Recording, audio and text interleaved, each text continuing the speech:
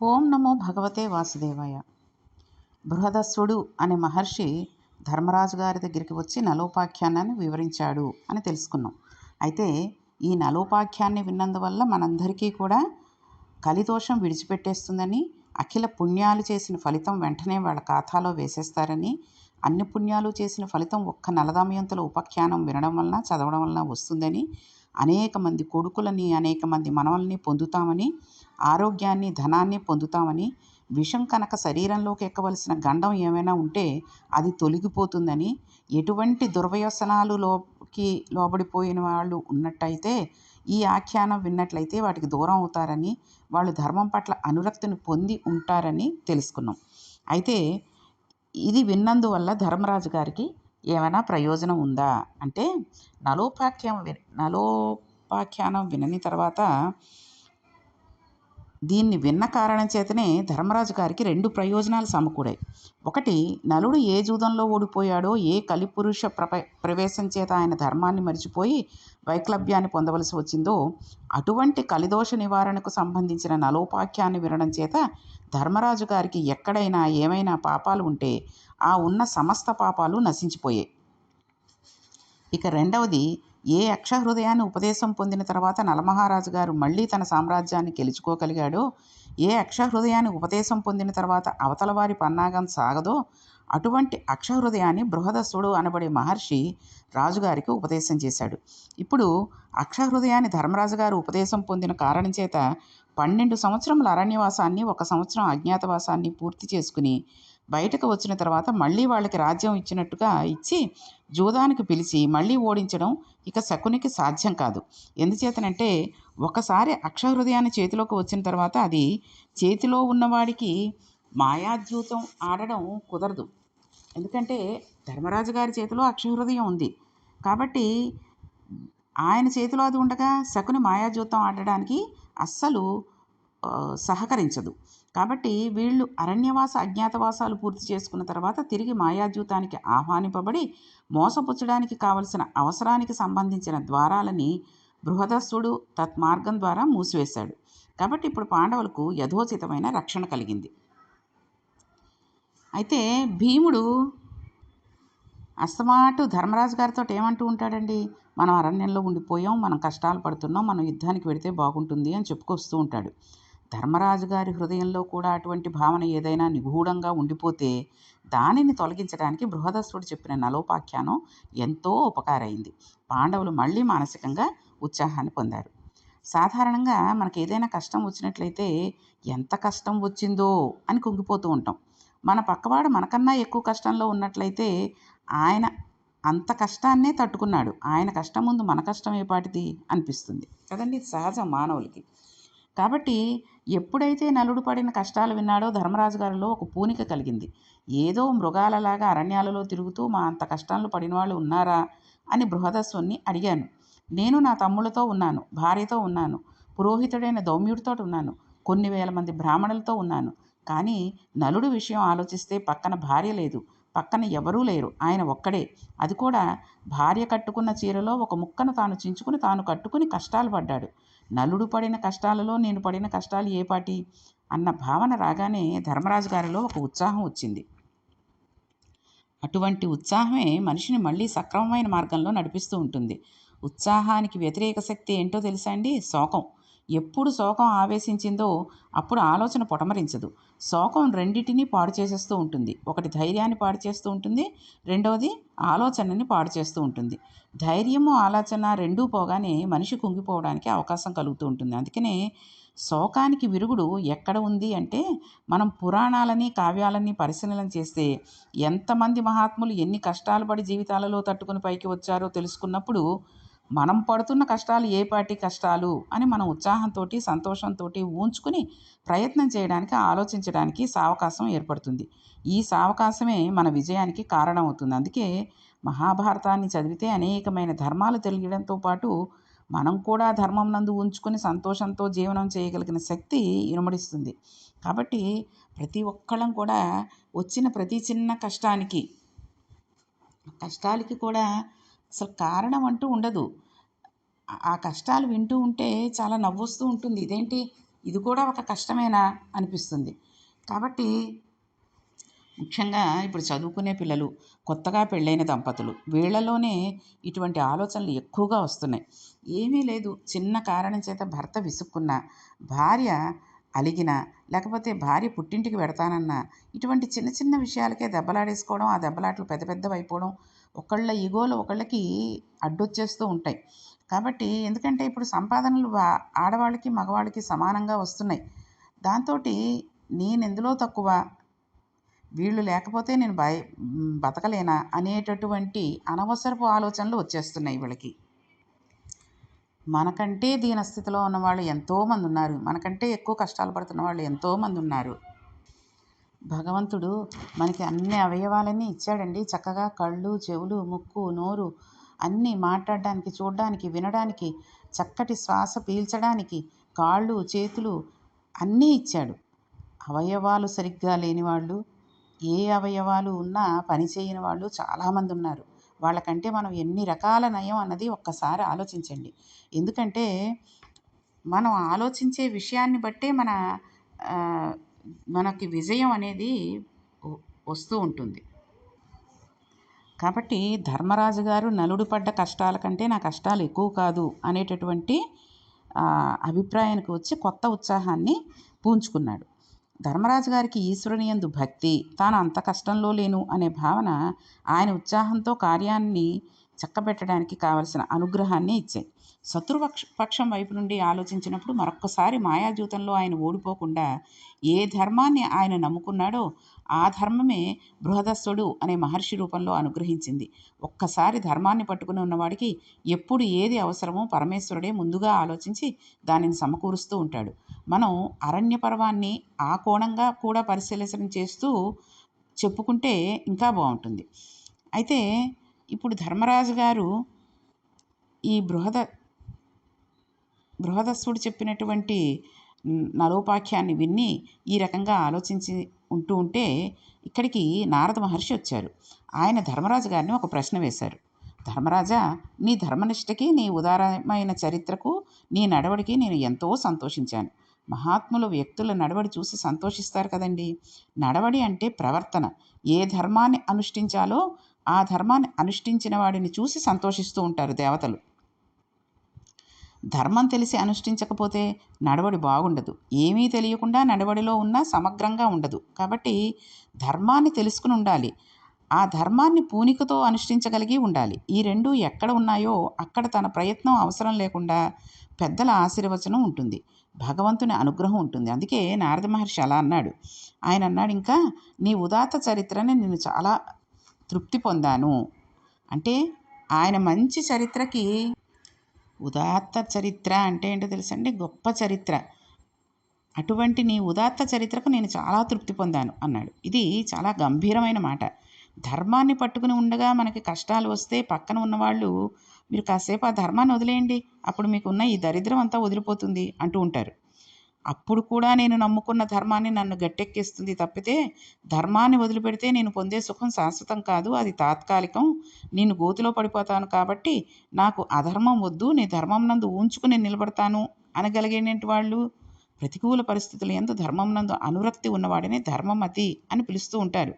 ఆ ధర్మం వాళ్ళని రక్షిస్తూ ఉంటుంది.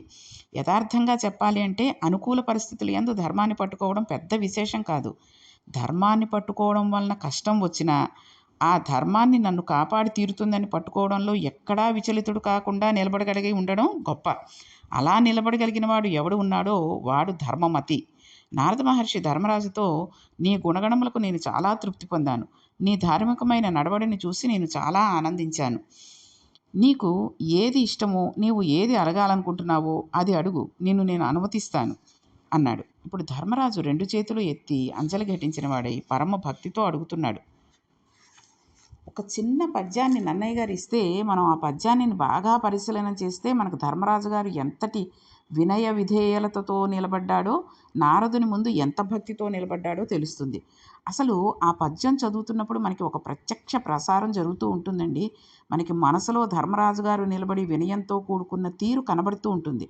కాబట్టి దీన్ని మనం చదివేటప్పుడు ఏదో ఒక పద్యం చదివేస్తున్నాం, భారతంలో ఇది కూడా ఒక పద్యమే కాబట్టి ఇది ఒక భాగంగా చదివేస్తున్నాం అని అనుకోకుండా, నారదుడు ధర్మరాజు గారితో ఎంత వినయంగా చెప్పాడు అనే విషయాన్ని మనం మనసులో అదొక ఆ దృశ్యాన్ని మనం మనసులో ఆలోచించుకుంటూ కనుక ఈ పద్యాన్ని చదివి దీని అర్థాన్ని తెలుసుకుంటే ఎంతో బాగుంటుంది.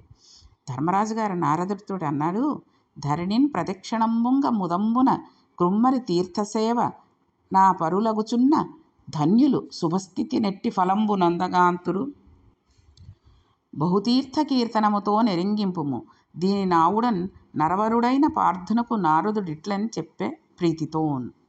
ఈ భూమండలములో ప్రదక్షిణయుతంగా అనేక ప్రాంతాలలో ఉన్న విశేషమైన తీర్థయాత్రా స్థలాలకు ప్రజలు వెడుతూ ఉంటారు. ఈ ధరణియందు అటువంటి ప్రదేశములు ఎన్నో ఉన్నాయి. ఈ ప్రదేశాలన్నిటికీ వెళ్ళి వస్తూ ఉంటారు.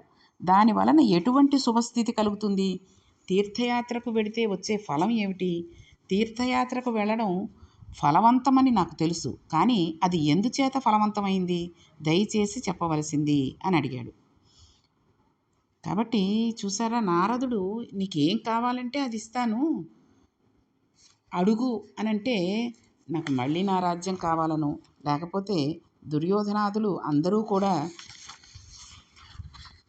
చనిపోవాలని కానీ ఏది అడగలేదు. నీకు ఏది అడగాలనుకుంటే అది అడుగు అన్నప్పుడు తీర్థయాత్రల గురించి అడిగాడు. అంటే భారతంలో ధర్మరాజు గారిని అడ్డుగా పెట్టి మనకి కూడా తీర్థయాత్రలు చేస్తే వచ్చే ఫలితాలని భగవంతుడు మనకి చెప్పాలనుకుంటున్నాడు. కాబట్టి అసలు ఆ తీర్థయాత్రలు ఏంటి, అవి ఎలా చెయ్యాలి, ఆ తీర్థయాలకు వెళ్ళి వచ్చినందువల్ల ఎటువంటి ఫలితం వస్తుంది అని ధర్మరాజు గారు అడిగారు. కాబట్టి నారదుడు చెప్పినది కేవలం ధర్మరాజు గారికే అనుకోకుండా మనం కూడా విని ఈసారి తీర్థయాత్రలకు వెళ్ళినప్పుడు ఆ రకంగా ప్రవర్తించడానికి మనం ప్రయత్నం చేద్దాం. ఏకాంతంగా కూర్చుని ధ్యానం చేసుకుని తనలోకి తాను వెళ్ళడం వలన ధన్యత పొందుతాడని కదా శాస్త్రాలు సూచిస్తున్నాయి. అలా కాకుండా తన భార్యతో, బిడ్డలతో, స్నేహితులతో తీర్థయాత్రకు వెళ్ళడం చాలా పుణ్యం అని చెబుతున్నారు కదా. తీర్థయాత్రకు అంత విశేషం ఎక్కడి నుంచి వచ్చింది? ఒక చోట కూర్చుని తనలో తాను రమించడం ఒకటైతే, దానికి పూర్తి వ్యతిరేకంగా అన్ని చోట్లకి వెడుతూ అందరితో కలిసి ఉండడం రెండవది. మొదటి దానికి ఎంత ఫలితం ఉన్నదని చెబుతున్నారో రెండవ దానికి కూడా అంత ఫలితము ఉన్నదని చెబుతున్నారు. యథార్థానికి ఏకాంతంగా కూర్చుని ఉండేటటువంటి వాళ్ళ సంఖ్య కన్నా తీర్థయాత్రలకు తిరుగుతున్న వారి సంఖ్య ఎక్కువగా కనపడుతుంది. ఎందుచేత తీర్థయాత్ర అంత గొప్పదైంది? నాకు ఆ కారణం చెప్పవలసింది అని అడిగాడు ధర్మరాజు. నిజానికి ధర్మరాజు మనందరి గురించి ఈ ప్రశ్న వేశాడా అని అనిపిస్తోంది కదండి. ఆయన అలా అనగానే నారద మహర్షి అన్నారు, మీ తాత మహానుభావుడు భీష్మాచార్యుల వారు ఒకానొకప్పుడు గంగాద్వారంలో కూర్చుని నిరంతర వేదాధ్యయనం చేశాడు. ఈ వేదాధ్యయనానికి ఇంకా ఎడతెరిపి లేదు. కొన్నాళ్ళు ఆపడం కానీ కొంతసేపు ఆపడం కానీ లేదు.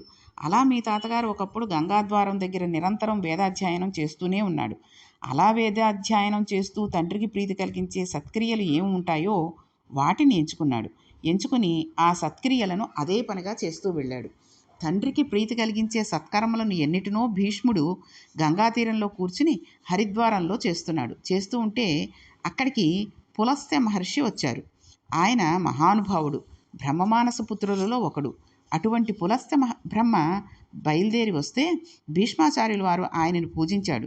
పెద్దలు వచ్చినప్పుడు పూజించుట అన్నమాట మహాభారతాది గ్రంథాలను చూసి నేర్చుకోవాలి. రామాయణంలో, భారతంలో మనం అన్నీ వింటూనే ఉంటాం. పెద్దలు వచ్చినప్పుడు అర్ఘ్యపాద్యాదులు ఇచ్చి వాళ్ళని పాదాలు కడిగి నమస్కరించారు అని చెబుతూ ఉంటారు. కాబట్టి పెద్దలు వచ్చినప్పుడు ఏ రకంగా ప్రవర్తించాలి అనేది మనం తెలుసుకుని మన పిల్లలకి, మన మనవలకి కూడా నేర్పుతూ ఉండాలి. అసలు పెద్దలు మన ఇంటికి వస్తున్నారు అంటే మనం ఒక దర్భాసనం సిద్ధం చేసి ఉంచాలి. ఒక దర్భాసనం సిద్ధం చేసి అయ్యా కూర్చోండి అని చెప్పాలి. ఈ రోజుల్లో దర్భాసనం అంటే ఉండదు. ఒక కుర్చీ చూపించాలి, లేదా సోఫాలో కూర్చోండి అని చెప్పి వాళ్ళు కూర్చునేంత వరకు మనం నిలబడే ఉండాలి. అంతేగాని మనం కూర్చుని రండి ఇలా కూర్చోండి పక్కన అంటూ కూర్చునే సమాధానం చెప్పకూడదు. కాబట్టి భీష్మాచార్యులు వచ్చిన పులస్త్య బ్రహ్మకు దర్భాసనం వేశారు. మహాభారతం చదివినప్పుడు పెద్దలు వస్తే భీష్మాచార్యులు వారు ఏం చేశారు అన్నదానికే మనం ఎక్కువ ప్రాధాన్యతని ఇవ్వాలి. ఎందుచేతనంటే మనం కూడా జీవితంలో అదే అనుష్ఠించవలసిన అవసరం ఉంటుంది. ఒక దర్భాసనం వేసి వెంటనే ఆయనకి అర్ఘ్యం ఇచ్చాడు, పాద్యం ఇచ్చాడు. పాద్యం ఇవ్వడం అంటే కాళ్ళు కడుక్కోవడానికి నీళ్ళు ఇవ్వడం. కాళ్ళు కడుక్కోవడానికి నీళ్లు ఇచ్చి తాను ఆయన కాళ్ళు కడిగాడు. ఆయన కాళ్ళను తన శిరస్సు పైన ఉంచుకున్నాడు. ఇది మర్యాద అంటే. అంతేగాని అంటే ఇప్పుడు ఈ రోజుల్లో వచ్చిన వాళ్ళకి కాళ్ళు కడుక్కునే అలవాటు ఉండట్లేదు. కాళ్ళు కడుక్కుని రమ్మని మనము చెప్పట్లేదు. రావడం, బూట్లు విప్పేసుకోవడం, ఆ సాక్సులతోటే ఇంట్లోకి వచ్చేయడం. లేదా ఆడవాళ్ళైతే గబగబా జోళ్ళు విప్పేసి లోపలికి వచ్చేస్తున్నారు. అంతేగాని కాళ్ళు కడుక్కుందాము అంటే ఆ వేసుకున్న ప్యాంటు షర్ట్లు లేకపోతే చీరలు తడిసిపోతాయేమో, తడిసిపోతే ఆ కింద ఉన్న మట్టి అంటి మళ్ళీ నల్లగా అయిపోతాయేమో, ఇటువంటి ఆలోచనలతోటే ఉన్నారు తప్పితే కాళ్ళు కడుక్కొని లోపలికి రావాలి అనేటటువంటి విషయాన్ని ఎవరూ కూడా ఆలోచించట్లేదు. కాబట్టి ఎవరైనా ఇంటికి వచ్చినా మనమైనా సరేనండి, బయటకు వెళ్ళి వస్తే కాళ్ళు కడుక్కొని లోపలికి రావాలి. ఏవేవో తొక్కేసుకుని వస్తూ ఉంటాం చెప్పులున్నా సరే. అవి ఏ దిష్టిలో దిబ్బలో తీసినటువంటి వాటిని కూడా తెలియక తొక్కేసామే అనుకోండి, వాటితోటి గాలి ధూళితోటి ఇంట్లోకి వచ్చేసినట్టు అవుతుంది.